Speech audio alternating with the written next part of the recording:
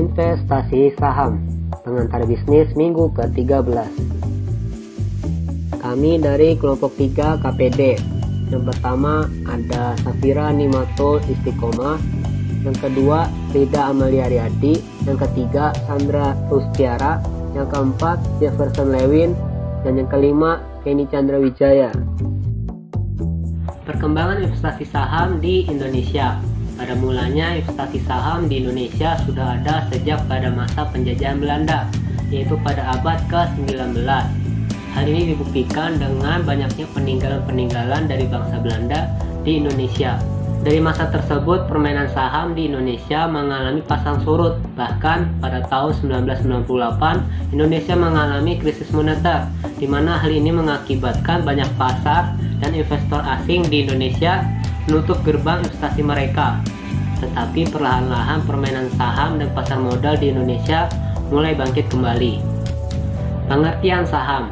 Saham adalah bukti kepemilikan nilai dari sebuah perusahaan.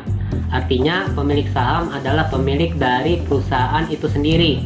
Semakin besar saham yang dimiliki, maka semakin besar juga kekuasaannya dalam sebuah perusahaan tersebut.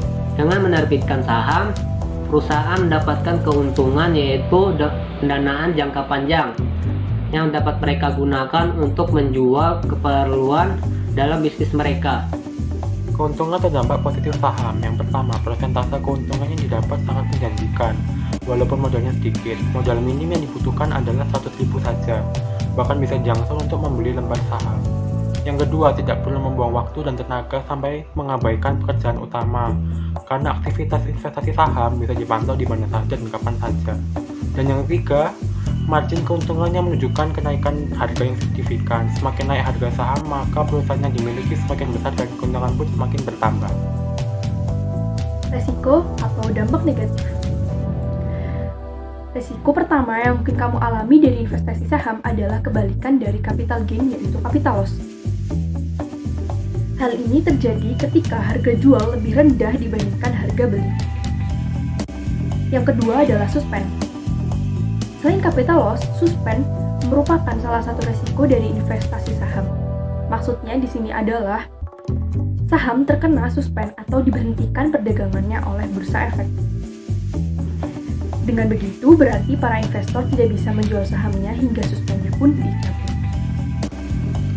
Jenis atau macam saham. Jenis saham dari segi kemampuan dalam hak tagih atau klaim. 1. Saham biasa. Saham jenis ini mempunyai karakteristik yaitu bisa melakukan klaim pada semua penghasilan dan aktiva yang dimiliki perusahaan. 2. Saham preferen. Jenis saham ini didesain sebagai gabungan antara obligasi dan saham biasa. Jenis saham dari segi cara peralihannya. 1. Saham atas unjuk. Secara fisik, pada saham tersebut tidak dituliskan pemiliknya. Hal ini bertujuan agar mudah dipindah tangankan dari investor satu ke investor yang lain. 2. Saham atas nama.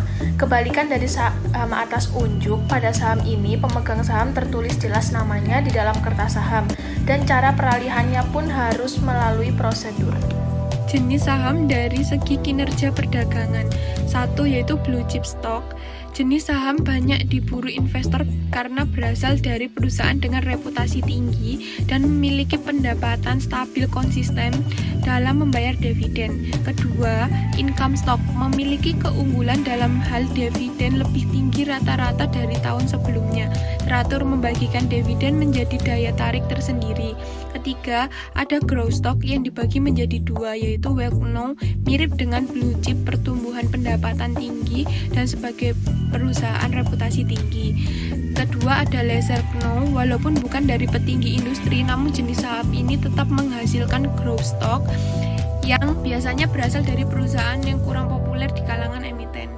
Ada spekulatif stock, investor dengan risiko profit tinggi berpotensi menghasilkan laba tinggi di masa depan, namun tidak konsisten dari tahun ke tahun.